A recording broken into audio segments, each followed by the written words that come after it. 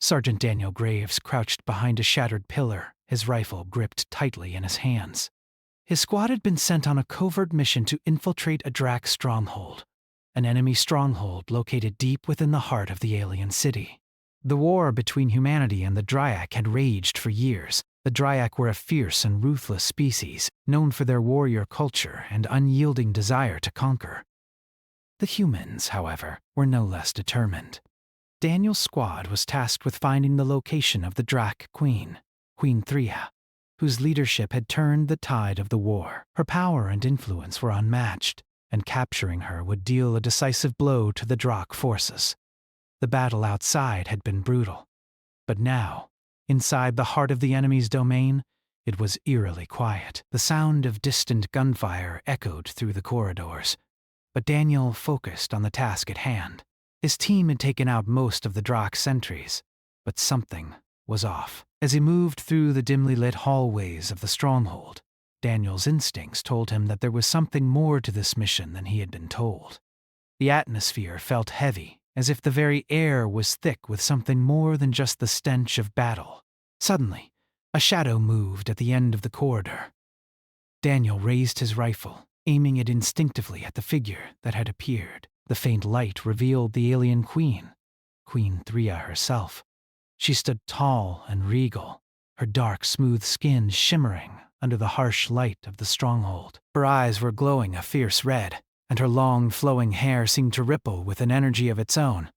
Her presence was commanding, yet there was a strange sadness in her eyes, a sadness that Daniel could not have expected to see in the face of such a fearsome leader. Daniel's heart pounded in his chest. His training told him to shoot, to eliminate the threat before it could turn on him. But something about her made him hesitate. She didn't raise a weapon against him, nor did she make any move to attack. For a brief moment, they simply stared at each other. The tension in the air was almost palpable. "Are you going to shoot me, human?" Queen Thria's voice was deep and steady, a quiet authority in her words. Despite her fearsome appearance, her voice held an unexpected calm. Daniel's finger hovered over the trigger, but he didn't pull it. He had been in countless firefights before, but something about this moment felt different. The way she stood, unarmed and without malice, made him pause. For a moment, he saw the weariness in her eyes, an emotion he had never expected to find in the eyes of an alien queen. Instead of pulling the trigger, Daniel slowly lowered his weapon. He knew the risks. His squad was relying on him, and yet he couldn't bring himself to harm her. Instead, he did something that went against everything he had been trained for. He took a step forward, lowering his rifle completely, and extended his hand towards her. It was a gesture of peace, something he had never thought he would offer to an enemy, especially one as powerful as Queen Thria. But in that moment, the war, the violence, and the years of hatred seemed to fade away. All that remained was the simple desire to connect, to break the cycle of endless fighting, if only for a moment. Thria's eyes widened, her sharp gaze narrowing as she looked at his hand. She seemed to study him, her expression unreadable. Her posture shifted slightly, but she didn't move. The room seemed to hold its breath. Daniel felt the seconds stretch into what felt like an eternity. His mind raced. Was this a mistake? Was he throwing away the mission, the success of the war effort, for a foolish gesture? But his instincts, the ones that had kept him alive through countless battles, told him that this was different. This wasn't about victory or defeat. It was about something deeper. Something that he couldn't quite understand, but felt in his bones. Finally, after what seemed like an eternity, the Queen spoke again. "You lower your weapon." "You offer peace. Why?" Daniel didn't answer right away. He had never considered his actions in such a way. In all his training, he had been taught to see the enemy as nothing more than that. The enemy. He had never been taught to look for humanity in the face of a threat. Yet, there it was before him. He wasn't sure what had made him do it, but he had extended a hand not out of fear or weakness, but out of something else. A hope, perhaps, that there was more to life than endless fighting. "I don't know," Daniel admitted. Maybe because I'm tired of all the killing. Maybe because you're not the monster I expected."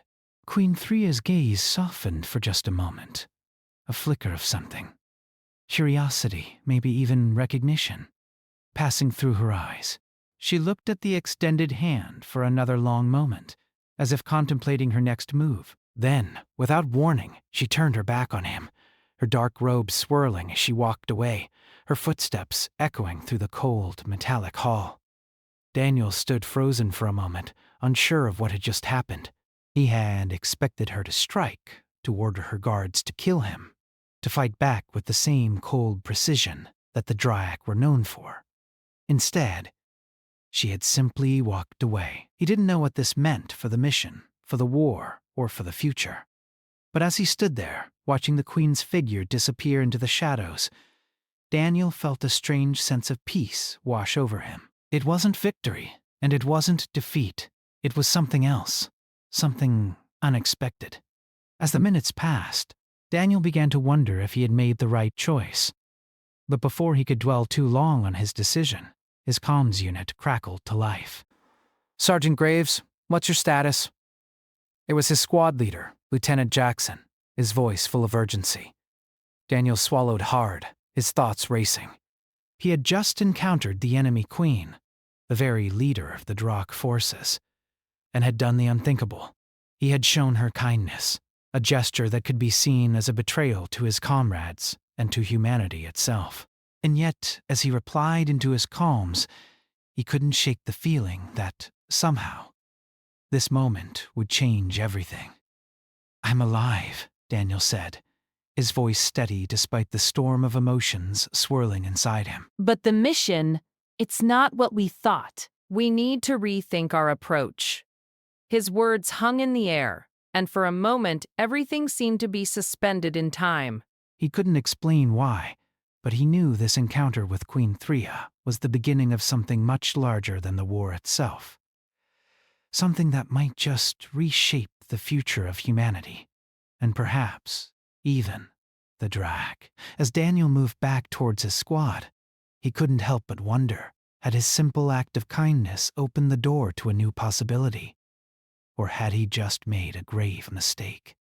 The only thing he knew for sure was that nothing would ever be the same again. The days passed slowly after the encounter with Queen Threa. Sergeant Daniel Graves found himself lost in thought, replaying the moments over and over in his mind. He had never imagined that a simple act of kindness could turn into something so complicated. His training had always been clear: neutralize the enemy, don't hesitate, and always complete the mission. But none of that had mattered when he stood face to face with the Drakh Queen. The Queen, whose fierce reputation had sent entire battalions running in fear, had looked at him with something he couldn't quite describe. It wasn't hatred, nor was it the cold disdain he expected. Instead, it was something softer, something that made him question everything he had known about the war. Now, trapped within the cold stone walls of a Drakh prison cell, Daniel's thoughts swirled. He had been taken prisoner after that encounter. Queen Threa had ordered his capture, but hadn't commanded his execution. It was a decision that baffled everyone on his team, and Daniel couldn't explain it either. The Drakh had been ruthless in their attacks on human colonies, showing no mercy. Yet the Queen had spared him. Why? His cell was sparse. Its only furnishings a small cot, a table, and a narrow window that showed nothing but the bleak metal walls of the stronghold. It was cold, but it wasn't the freezing kind of cold he had encountered in battle. It was the kind of cold that made you feel isolated, like the walls themselves were closing in. Daniel's mind couldn't rest. He knew his squad was still out there, still fighting the Drakh forces, but for now, he was alone. In the quiet moments of solitude, Daniel's thoughts drifted back to the Queen. Why had she walked away from him? Why hadn't she ordered his death? In every other battle he had fought, the enemy's intentions were always clear: destroy, conquer, annihilate. But Threa had done none of those things. She had simply looked at him. Really looked at him, as if she were seeing something else, something human. Daniel had heard rumors of the queen's leadership, how she was feared and respected by her people. They called her a warrior queen, a leader who had brought the Dryak to the brink of their greatest conquest. But he had also heard whispers that something was changing within her. She was no longer the bloodthirsty ruler she once was. Was that why she spared him? Or was there something more? Days later, the answer began to unfold. One morning, Daniel was roused from his sleep by the sound of footsteps outside his cell. He had grown used to the silence, to the occasional drone of the stronghold's systems, but the footsteps were different. There was purpose behind them. The door to his cell opened, and a Dryak guard stepped inside. The creature was tall, its body covered in thick armored plating, but its eyes, their eyes were strangely human-like. The guard's expression was unreadable, but Daniel noticed something in its gaze, an almost cautious hesitation. Without a word, the guard motioned for Daniel to stand. He obeyed, his hands still shackled. The guard led him down a narrow hallway and into a grand chamber. The walls were lined with tapestries depicting Dryak warriors and their many victories. At the far end of the room, Queen XTRA sat upon a throne, her posture regal and commanding. She looked every bit the ruler Daniel had been told about, powerful, confident, and unyielding. But when their eyes met, something was different. The queen's gaze was not as cold as it had been in their first encounter. There was something else there, an openness, even a curiosity. She motioned for Daniel to approach. As he walked towards her, his heart pounded in his chest. This was it. He was about to face the queen, the very leader of the Dryak, and he wasn't sure what to expect. Was she angry? Was she going to punish him for his actions? Or was there something more to this situation? When he reached her, Queen XTRA's eyes met his again, and for a long moment, neither of them spoke. It was as if she were measuring him, weighing his presence before making a decision. Finally, she spoke. "You are the human soldier who offered me peace," she said, her voice steady but not unkind. "Tell me, soldier, why did you do it?" Daniel took a deep breath. He had thought about this moment many times, but now that it had come, the words felt heavy. What could he say? He wasn't a philosopher or a diplomat. He was just a soldier. But in that moment, he realized something important.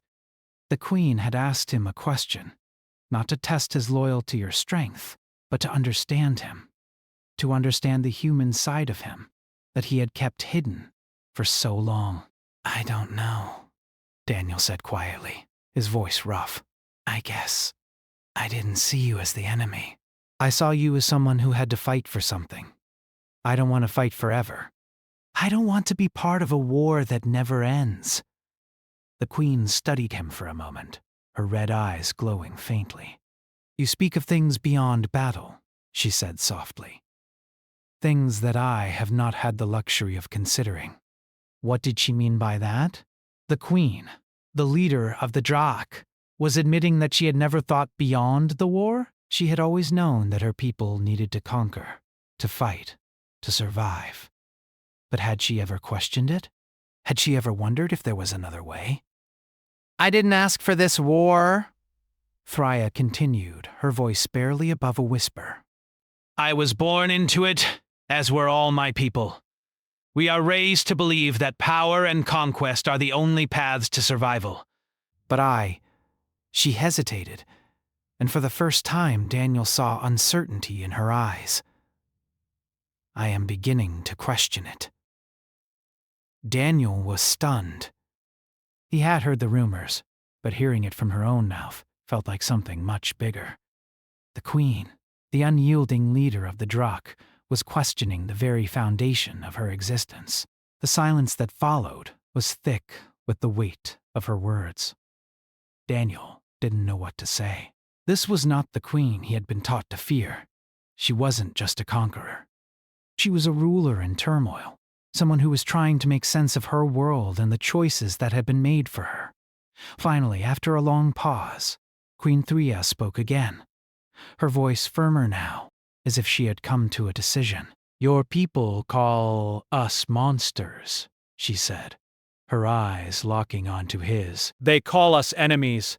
They see us as nothing more than a threat to be destroyed. But you—" She paused, her gaze softening.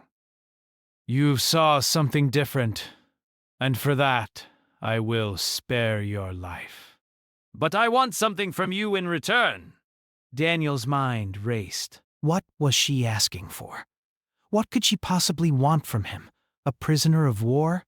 "I want you to tell me about your people," the Queen said. "Not as soldiers, not as enemies, but as humans. What drives you?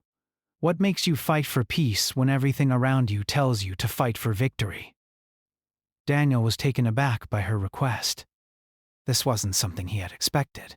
But as he thought about it, he realized that perhaps this was the key to understanding her, to understanding the Queen, who had shown him kindness when no one else would.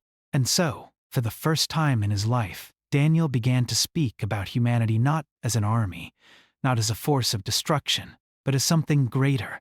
He spoke of the hope that lived in every human heart, the desire to build and protect, the belief that peace was possible even in the darkest of times. He spoke of love, sacrifice, and the future that humanity longed to create. As he spoke, the Queen listened intently. Her gaze never wavered. She was taking in every word, every sentiment. Daniel could see that. For the first time, she was starting to understand. Not just him, but the human spirit. When he finished, there was silence between them once more. It wasn't uncomfortable, but it was heavy, like the calm before a storm. Daniel waited for her response, unsure of what would come next. Finally, Queen Threa stood, her tall frame casting a shadow over him. She walked around him, studying him with a look that was both calculating and thoughtful. Then, in a voice that held a quiet power, she spoke. "Your words have given me much to consider, human," she said. "Perhaps there is more to this war than I have understood. Perhaps we are not so different after all." Daniel didn't know what the future held, but as he stood there, facing the Queen, who had once been his enemy, he felt something stir inside him. A flicker of hope. Maybe, just maybe, there was a chance for peace after all. The days following Daniel's conversation with Queen Threa were strange. He had expected his situation to remain dire. After all, he was still a prisoner in a Drak stronghold, a soldier at the mercy of an alien queen. Yet things were different now. The Queen, the leader of the fierce Drak, had given him an opportunity to speak, to share what it meant to be human. It wasn't just a passing gesture. It was a chance for something more. Something that Daniel couldn't yet fully understand. After that day, Daniel was no longer confined to his small, cold cell.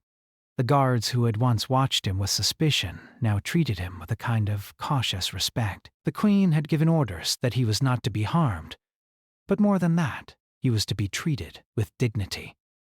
He was allowed to move freely within the confines of the stronghold, though always under careful watch. He found himself in places he had never imagined, areas deep inside Dryak territory that even his enemies would have hesitated to enter. But despite the unexpected change in his situation, Daniel couldn't shake the feeling of unease. The war wasn't over. It couldn't be. His squad was still out there, and the Drak were still the enemy, no matter how much the Queen seemed to question it. How could one moment of kindness change anything? How could a simple conversation with an enemy queen alter the course of a war that had been raging for so long? One afternoon, he was summoned again to the Queen's chambers. The room was vast, more like a hall than a personal space. It was decorated with rich, dark tapestries that depicted the Drak's greatest victories. The air was thick with the scent of incense, and the soft glow of strange alien lights cast long shadows across the room. Queen Threa sat upon her throne, her posture as regal as ever, but there was something different about her now. She wasn't the unshakable leader she had once appeared to be. There was something almost fragile in her demeanor, something that Daniel had never expected to see in the ruler of such a brutal species. "Sit, human," she commanded, her voice steady but not unkind. Daniel hesitated for only a moment before sitting across from her, the heavy weight of his surroundings pressing down on him. It was strange.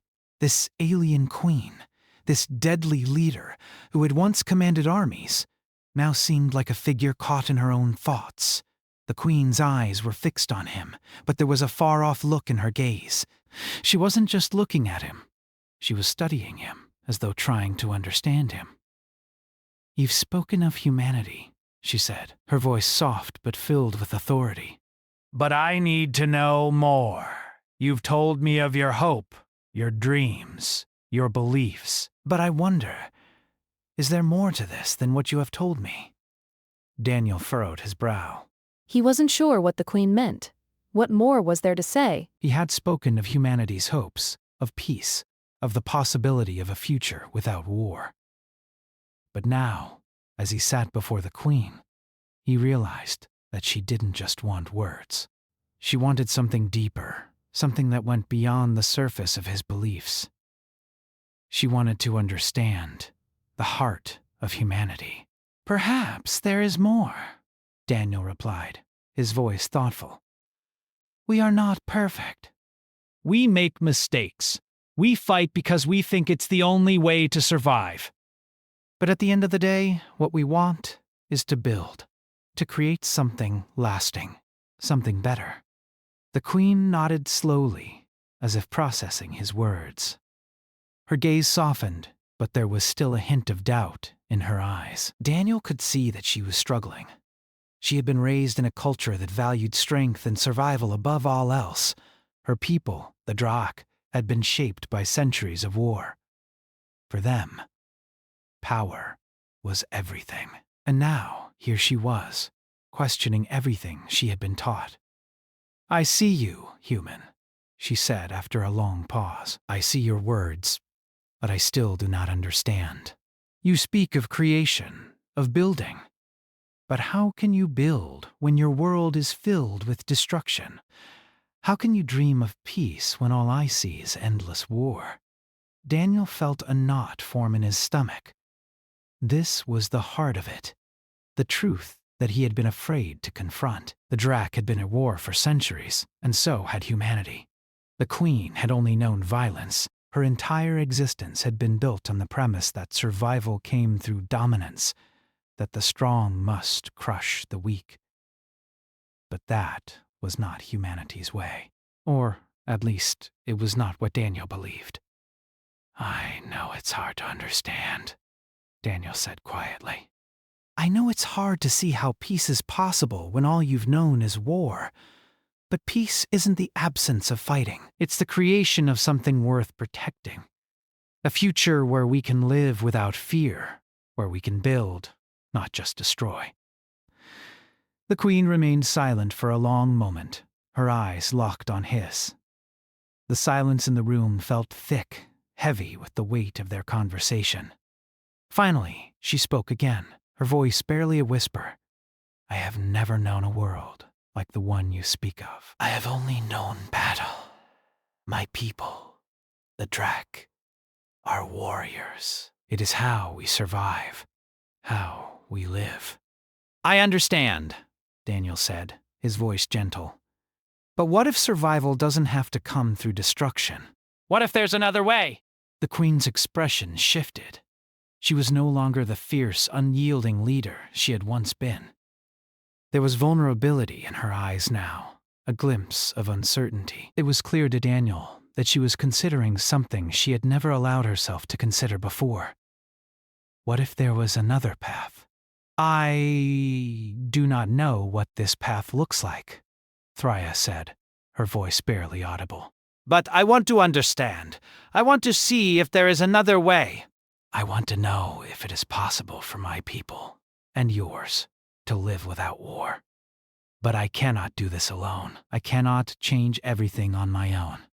Daniel felt a flicker of hope, something he hadn't allowed himself to feel in a long time. The queen, once a symbol of destruction, was now opening up to the possibility of something different. It was a small step, but it was a step nonetheless. "You're not alone," Daniel said, meeting her gaze. We're all in this together. If we can find a way to end this war, we can do it side by side. It won't be easy. There will be resistance from both sides, but we have to try. We owe it to ourselves and to the future. Thrya stood up slowly, her powerful presence filling the room. She walked around Daniel, her footsteps echoing in the silence.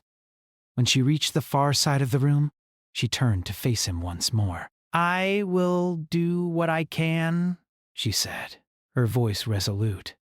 But know this, human. This war will not end without sacrifice. My people will not accept peace easily.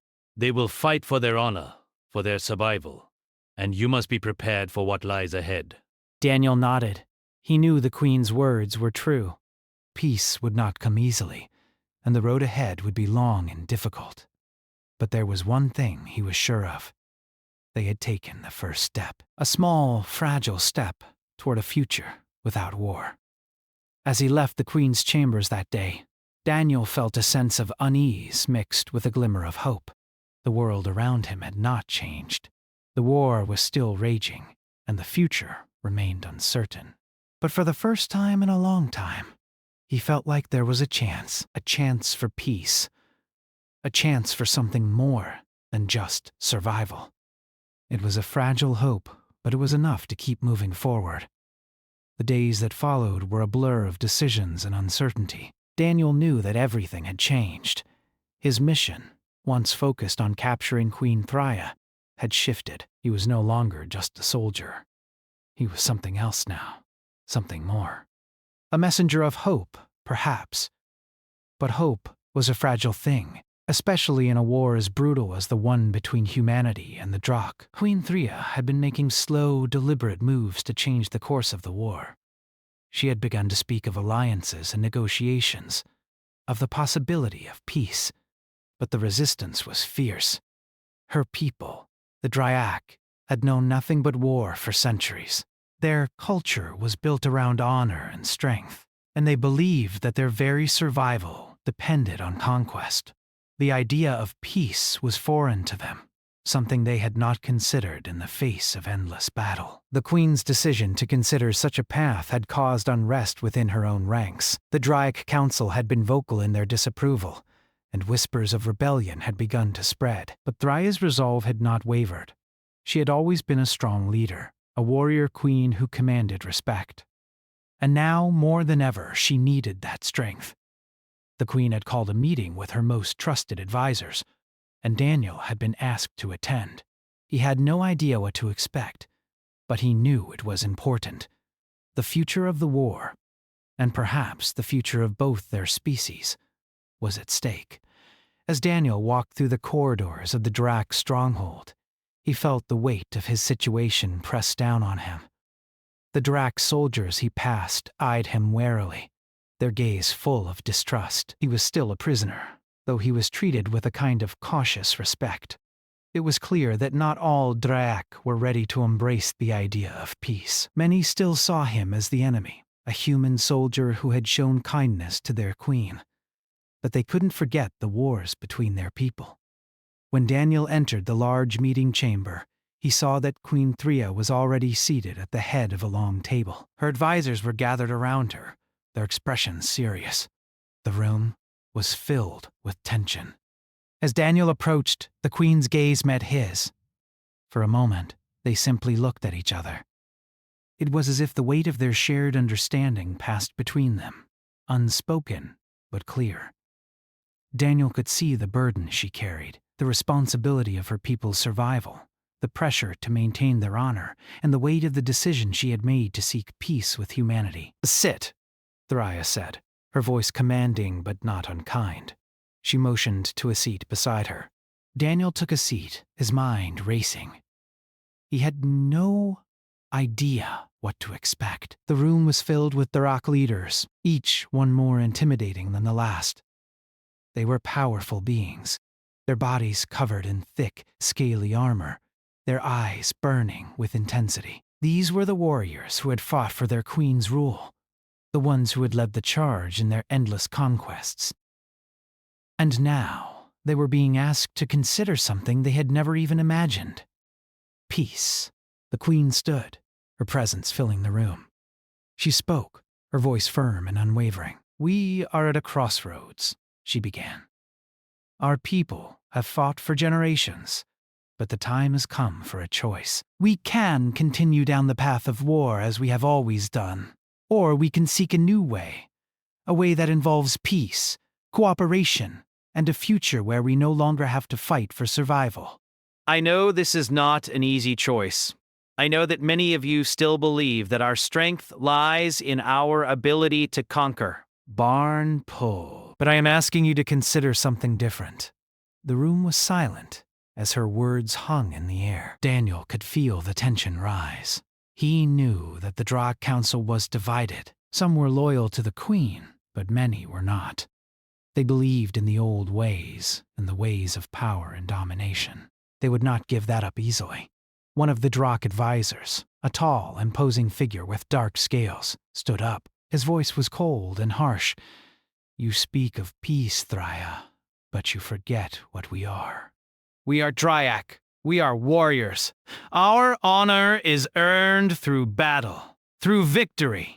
You would have us abandon everything we've ever known for the sake of peace? What have the humans ever done to deserve such mercy?" The queen's gaze never wavered. "The humans are not the enemy. They never were. Our true enemy is the endless cycle of violence that we have been trapped in. It has consumed us, and it is time to break free." The advisor scoffed. "You are a queen of the Drakh, Thraya. You are a warrior." "You should not be speaking of peace. You should be leading us to victory, to the annihilation of our enemies." Daniel could feel the heat in the room. The Drakh were not used to hearing these ideas. The queen's words were revolutionary, but they were also dangerous. The Drakh had built their entire culture around the idea of strength through conquest. Peace, to them, was weakness. It was something they had never considered. Queen Thraya raised her hand, silencing the room. "I will not lead my people into more bloodshed," she said, her voice steady and filled with resolve. "If that is what you desire, then you will have to find another leader. I will not sacrifice the future of my people for the sake of outdated ideals." The advisor's face twisted with anger, but he did not respond. Instead, he stormed out of the room, his footsteps echoing through the hall. For a long moment, the room was silent. The queen's advisors exchanged glances, unsure of how to respond. Daniel could feel the weight of the moment pressing down on them. This was it. The queen had taken a stand. She had chosen a path of peace, and now it was up to her people to follow. One of the other advisors, a smaller Drakh with silver scales, stood up. His voice was softer than the others, but it carried a quiet strength. "I will support you, my queen," he said. "I believe in your vision for the future. Perhaps it is time for us to consider a different way." The others looked at him, their expressions unreadable. One by one, they began to speak, each voice filled with uncertainty but also a hint of hope. Some were still hesitant, still clinging to the old ways, but others were beginning to see the possibility of peace. The queen's vision was not an easy one, but it was one that had the potential to change everything. After the meeting, Daniel was allowed to speak with the queen alone. As they stood in the quiet of her chambers, the weight of the day's events hung heavy between them. "You did well," Daniel said, his voice filled with admiration. "You stood firm, even when they questioned you." Thraya looked at him, her expression softening. "It is not easy to change the beliefs of an entire species, Daniel, but I believe in what I am doing. I believe that peace is possible, if only we are willing to fight for it." Daniel nodded, understanding the depth of her words. He had seen the Drakh up close, and he knew that peace would not come easily. But he also knew that they had taken the first step. The queen had made a choice, and now it was up to them all to follow through. As he left the queen's chambers that evening, Daniel couldn't help but feel a sense of hope. The road ahead would be long and filled with challenges, But for the first time, he believed that peace was possible. It was fragile, like a flame in the wind, but it was there. And he would do whatever it took to help protect it. The future was uncertain. But one thing was clear. The war between humanity and the Drakh was far from over. But perhaps, just perhaps, the two species could find a way to coexist. The road to peace would be difficult, but with leaders like Queen Threa at the helm, there was a chance. And for the first time in a long time, that chance felt real.